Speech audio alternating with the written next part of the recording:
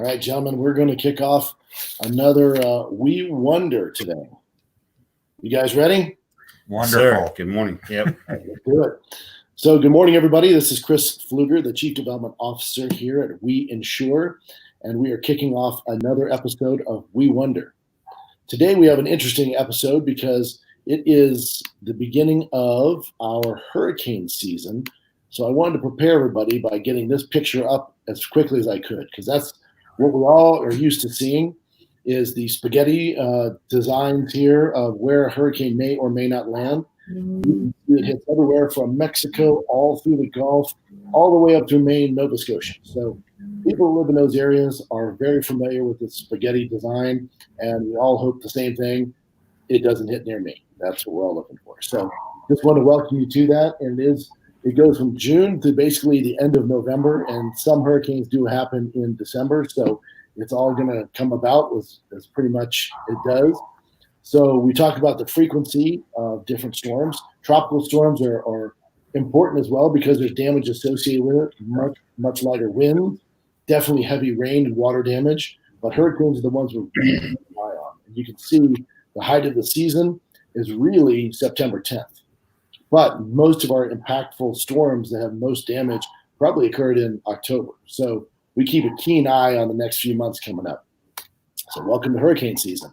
Our good friend Noah has predicted that we're going to have 3 to 6 major storms this year, quite a few named storms. So it should be a busy season. We're hoping that they're absolutely 100% wrong and that none of them come near the States. They just form out in the Gulf or out in the Atlantic, and then they move on. So we're hoping that's the case, but we're keeping a keen eye on it. And so I pulled this chart up here, the 2018 named storm track, and you can see over here on the left, right here on the panhandle of Florida with a big red arrow, Michael.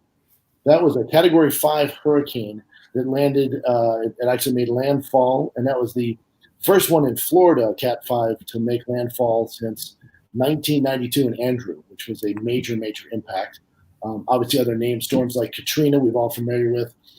Very disastrous storms, and everybody, again, hopes it doesn't come anywhere near their part of the country. So Texas has a lot of storms. Louisiana gets hit. Florida, because we stick out the way we do, gets hit quite a bit. And then anything up and down the coast, the Carolinas, all the way to New York City could be impacted. So again, a big deal. But I point out Michael down here because that was 2018. It was October 10th. Again, the gentleman I'm going to introduce, not their favorite month of the year, this October timeframe, but it's because of the major impact it had and the lingering impact that Michael has had on them. So I wanted to basically introduce them and just introduce the fact that we wonder what it's really like to live in the path of a hurricane and how we can prepare for it going forward. So now that I've done the intro, I want to introduce these next two gentlemen. It is very nice to welcome both Vince, Flavia, and Chuck Bond today. They are coming to us out of Panama City, Florida. Gentlemen. Hello. Good morning. Morning. All right. Thank you for taking the time this morning. And again, I've introduced some of the impacts with Michael.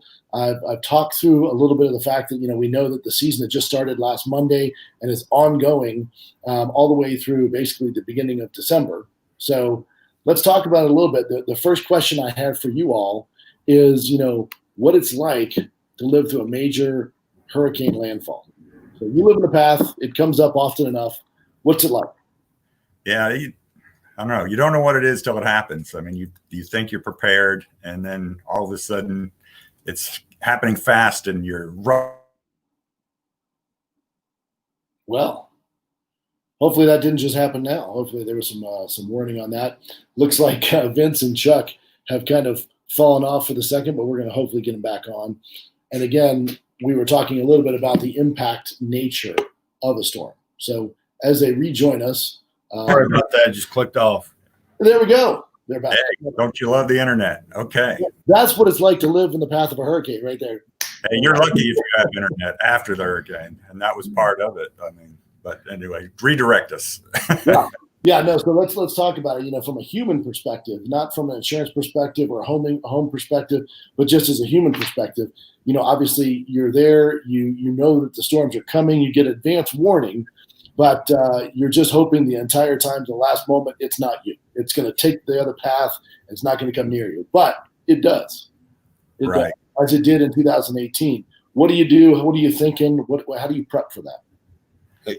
You don't, I mean, to expect a Category 5, there's no way you can even imagine. All communication's gone. I happen to stay. You can't drive around. Power wires down. Cell phone's not working, of course. Telephone's not working.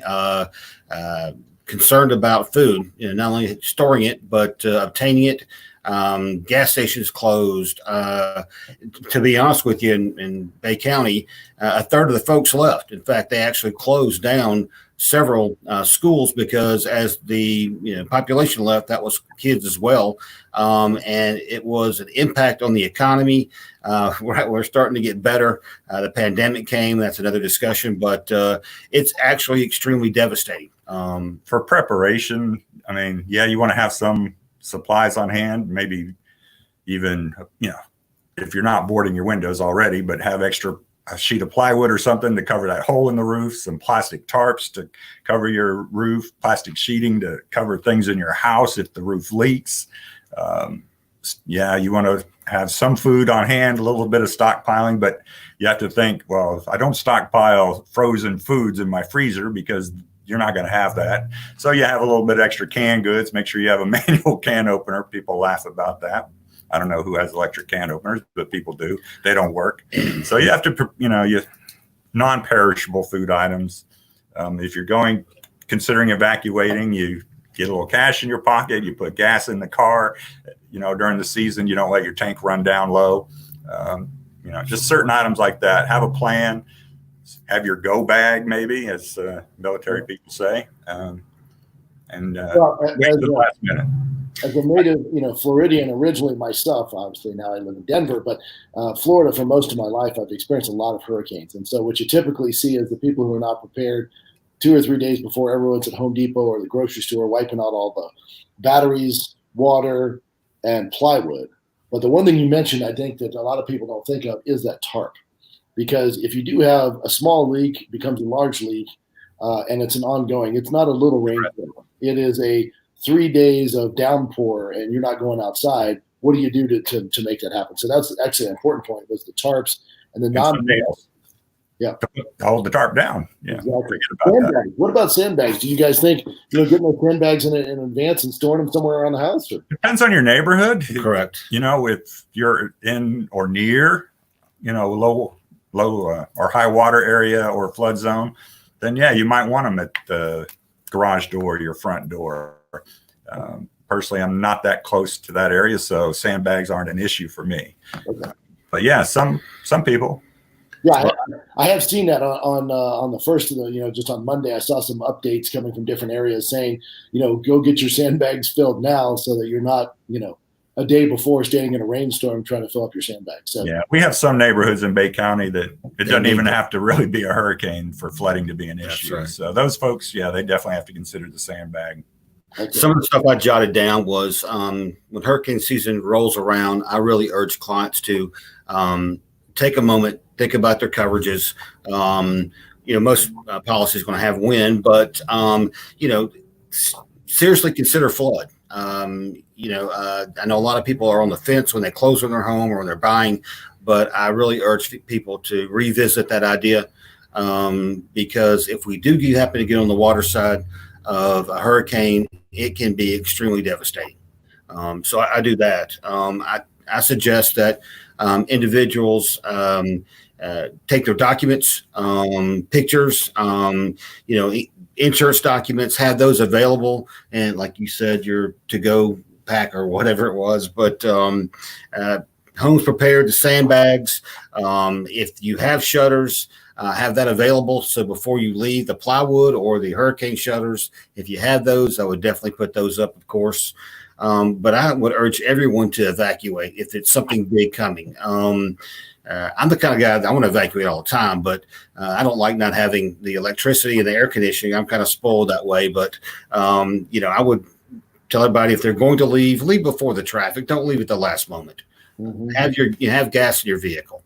I have a plan. Go ahead and call the hotel. If you get in the car and you take off and you go to, I don't know, someplace in Georgia, there may be 1,000 people there. There's no room. So I would make sure the first thing I did was I made a reservation and headed that way, of course, out of the path of the hurricane. Right. Definitely evacuate. And I would keep all the receipts that I have when I left. If your home happens to become unlivable due to the loss, keeping those receipts for your additional living expense, you'll want to turn those in to get reimbursed.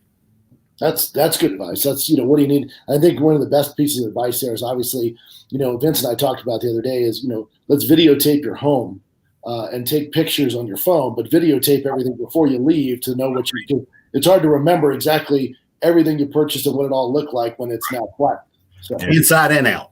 It's a lot easier now with digital cameras and everything. Everybody can do a quick pass inside and out of their home and just have that stored in the cloud. That's important. In the cloud or something like that. Because depending on the amount of damage, you may not remember all the little things you had in your house that you can't find anymore.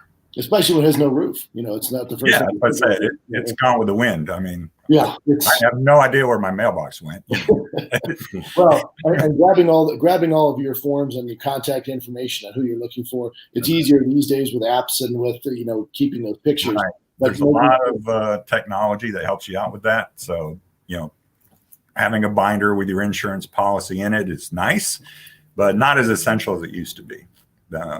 With technology, if you're at a place that has access, you can always get in touch with your insurance carrier. And that's the nice thing about We is if we are no longer have the ability for communication, they'll call in, they'll get routed to customer service. They'll, set them up with the appropriate carrier, that they have and go ahead and initiate that claim, which is extremely important.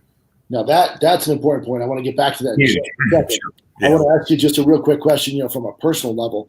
How long were you guys impacted? I mean, obviously, Michael came through. It was a fairly significant storm, Category 5, obviously very significant. There was a lot of damage in your area, and I've seen a lot of these pictures as they come through. One house will be here, and the rest of the neighborhood's gone, or you have varying degrees of damage in certain parts. Some things it's just a big swath of nothing's there, and everybody else is fine. How long? Yeah, well, we're 20 months into it, and you still can't drive down any street without seeing damaged building or even tarps on roofs still. But, immediately we were without electricity, all utilities, water for 2 weeks before we had electricity and water available in our part of town. The power companies do things in stages. So some people got it a few days earlier as they move through. The cable companies, internet, which is, vital today for our business. That was 2 months. We didn't have internet until December, so exactly 2 months, actually. I think it was December 10th when our local cable provider came back online. So it's that's quite limiting in what you can do. Yeah. That's how devastating this is, because they have rapid response teams, both for electricity, phone services, cable, and it still may take months to get those back in place. Yeah, it took us a while. A lot of shout out to the power people. I mean, they really work together. All the different power companies help each other out. But you may have seen pictures. I mean, it was amazing because you had to replace almost every, we call them telephone poles, every telephone pole in the county, especially in Panama City anyway, just constantly lined down the street, truck, reinstalling poles and power lines. It was crazy. Wow. So, and we talked a little bit the other day about generators. And again, this is just on the personal. Yeah, power. Some people, just after they came back or they stayed, you're going to have power out, could be for 2 weeks, and, cable for 2 months, but at least the power so you can get some refrigerated food and maybe even air conditioning. There's different levels of generators. There's a small kind of a little gas outside and you can get things running. Yeah. 1 hour. And then there's in-home generators. So. Yeah, some folks, there's a few in the area, they have the home generator system, hardwired to the house. Those tend to be a little pricey, and, there's a trade-off on that. You have to, it adds value to your home and replacement costs too. And then having a portable generator, that's a smaller expense, but could make your stay a little more comfortable if you're sticking around. Save your food and your air conditioning, yeah. Yeah, but, you have to consider too, if the power's out, gas stations don't work. Yeah. So you've got to get gas for your generator. And sometimes, that's a challenge too. So, you weigh the costs and the benefits. Well, a lot of this comes down to, again, we fingers crossed that, it doesn't hit your area, but when it does, being prepared, having everything that you mentioned in place. And if you do leave, to make sure you grab all of your important documents, Correct. maybe even some of the family photos and things you want to keep in case of the worst case scenario. But I heard you mention the other day, even grabbing your power cords for your laptops and your phones and things. You forget, you run out the door, and then it's hard to buy one at the Apple Store if the Apple Store isn't there. So, if you're going out of town, like I say, we're technology now. Everything's online or what have you. So take your portable devices, take your phone, take your laptop, but remember your charger. Because I went away. I figure, okay, I'm going to go away for a couple of days and I'll come back. I just threw 2 things in the bag and took off to relatives out of the county. Well, like I say, I was gone 2 weeks, so I'm buying clothes, I'm buying chargers for the phone. Well, that's a good point. So then you mentioned a little bit earlier. So Vince, you were with We Insure. Chuck, you were with one of a name brand, single solution. Captive. Captive agency at the time. Correct. And so 2 different experiences in 2018. So, Chuck, why don't you start and tell me a little bit about, you're with a national brand. Sure. And what was difficult, obviously, we had no way to communicate with our clients here. I stayed through it. So with no telephones, any of that, for a while, it wasn't even call forwarded to the customer service team with the national carrier. They eventually fixed that. But unfortunately, the difficult thing was they could only speak about their products. The other products they allowed me to sell, they had no records or documentation for that. So when clients would call in, in a panic because their roof's gone, and to hear that you don't have insurance with us because they had no record of that, was something we had to fix at the end because the clients were not happy with that. That was very, very difficult. I wish that would have been different. It would have been much smoother for us. So there was some difficulty with that. And again, very well-known carrier, very well-respected, but some limitations associated with that. Now, Vince, you were with We Insure.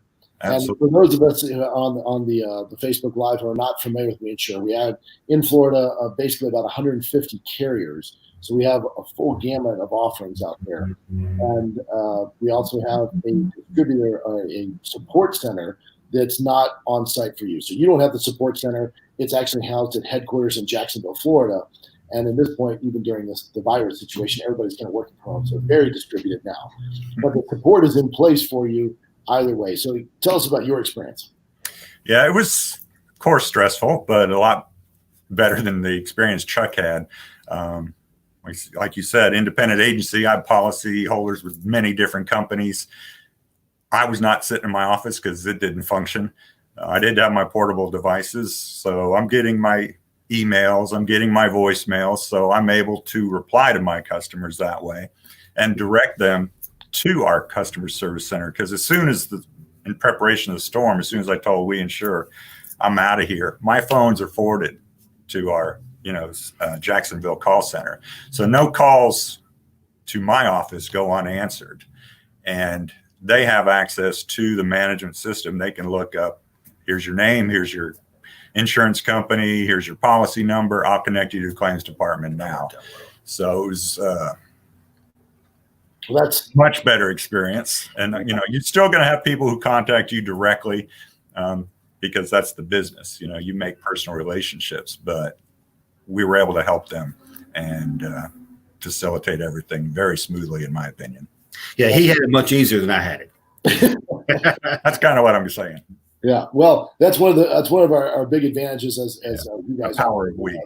Yeah, the power of we right there. Yeah, that's one of the big advantages of having that. Not only does it allow you just to focus on selling and the support is done ongoing, but in a major crisis, it actually becomes the lifeline for all of your clients out there. So that and corporate had to help us out, like I said, for 2 months, really, because our internet we were spotty, very limited in what we could do, even when we were back in the office, for those 2 months.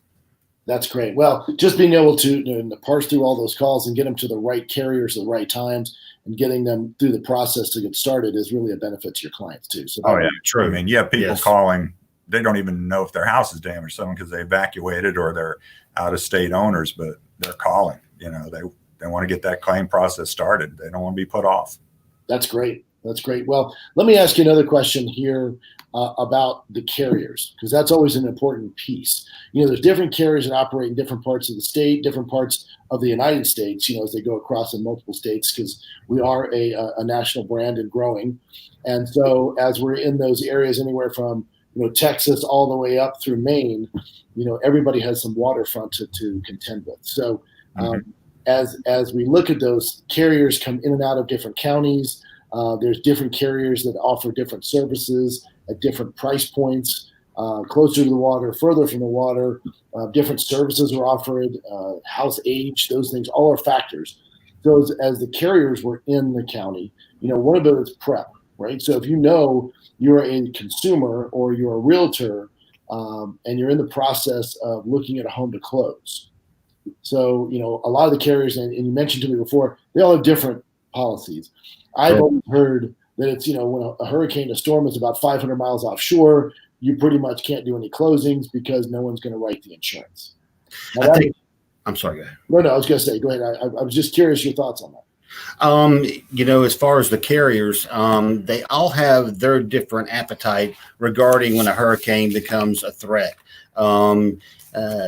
Used to be a certain coordinates, longitude, latitude, but now it's their appetite. And with the reinsurance issue now, which is what we're experiencing from the Hurricane Michael, a lot of companies are starting to slow their production or preventing their production completely because of the losses we have from Michael. Immediately after the storm, to be quite frank, they were so busy assisting us with claims and working diligently on that new business was not really an issue for us for quite some time after the storm. It was more claim oriented. Got it. Yeah. So it depends, like say, on the company. They'll have not too many of them use the box anymore. I don't know if they'll look at the storm track like we do. Yeah. Some companies, they'll shut down the whole state. But most of them now tend to be a little more geographic specific, several counties. You'll get updates constantly on as the switch goes on and off.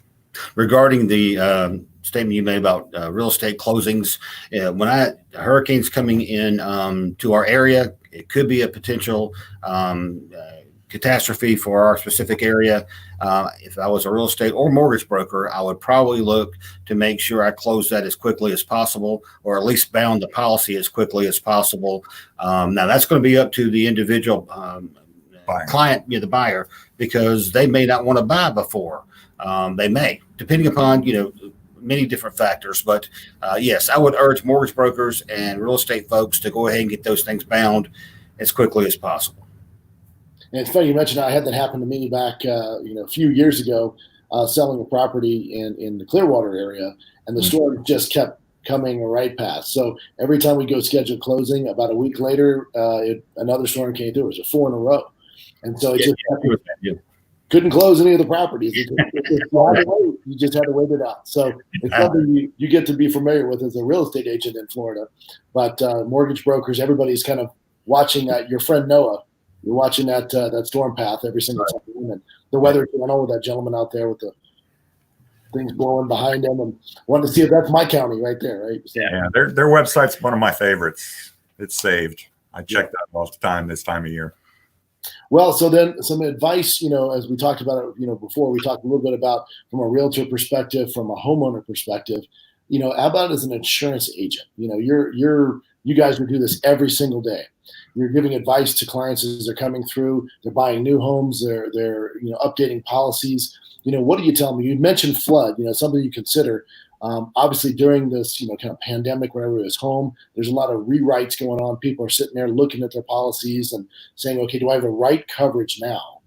Right. And if you're with a single offering, kind of a carrier or a provider, like some of the national brands, you're kind of limited to whatever they tell you, whatever price they have.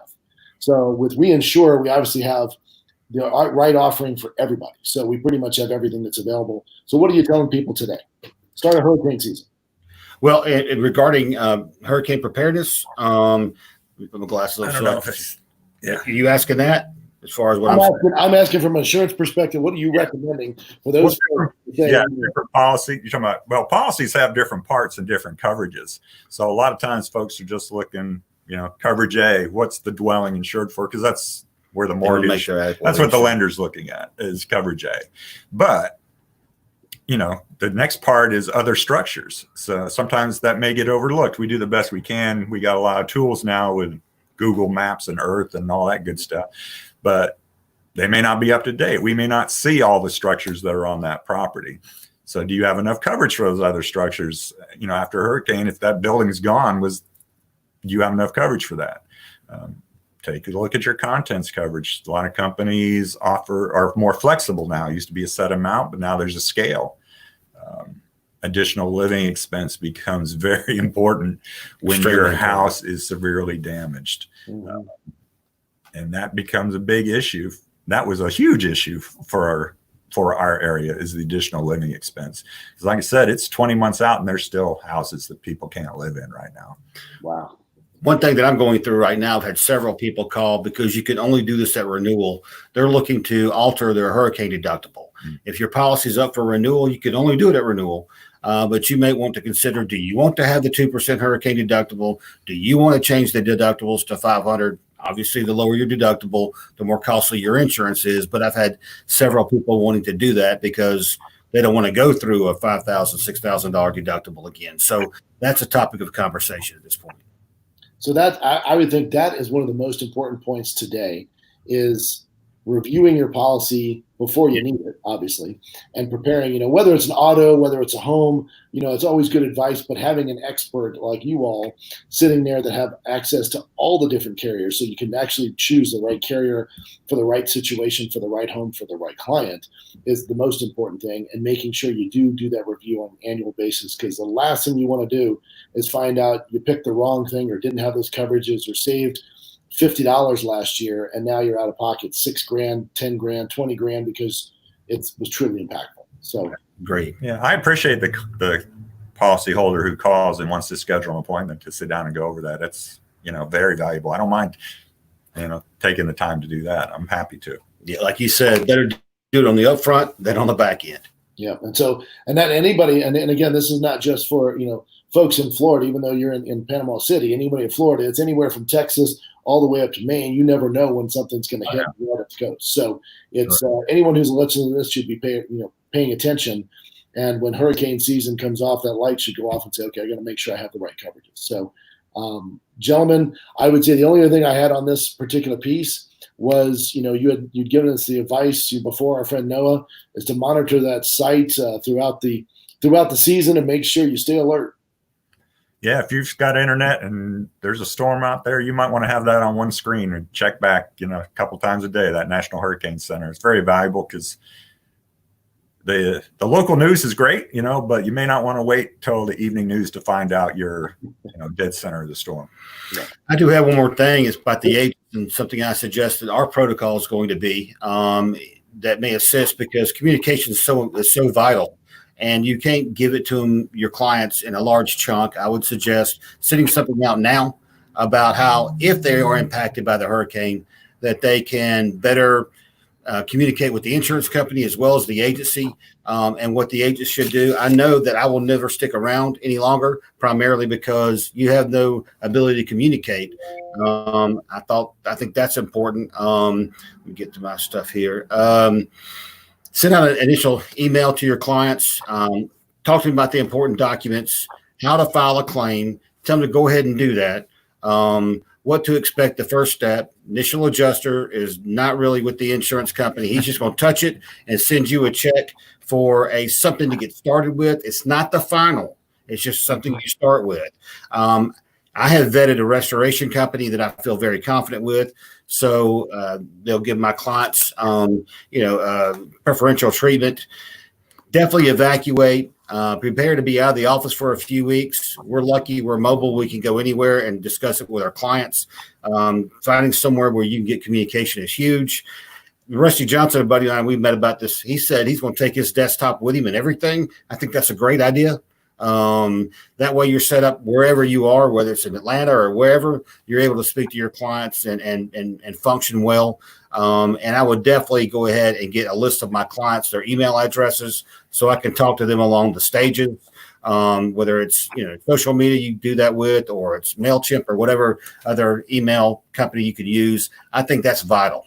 Can you tell we're dealing with a lot of claims? Yeah. Good. And the last thing I would ask you though is let's say a storm is heading our way and it's, it looks like it's in the path. Okay. Would you recommend the clients contact you in advance? Is there any benefit to that, or just make sure they just know where their stuff is and just be prepared? We'd like to talk to them initially before that happens. As you well know, once a hurricane's in the path and they've stopped us binding, we can't alter their policies at all or change anything. As we all know, flood usually is 30 days to become in effect. So at that juncture, I would, tell them what to do, but we can't change their policies. But it would not be bad to review if that's what you're asking. Right. Time will be limited at that point. Yeah. So they need to focus more on their personal safety. Yeah, we always joke safety is no accident, right? So being prepared for this and getting out of the way of the storm is probably your most important. Yeah, there you go. Yeah, that's what I think. What level of category do you think is okay to stay?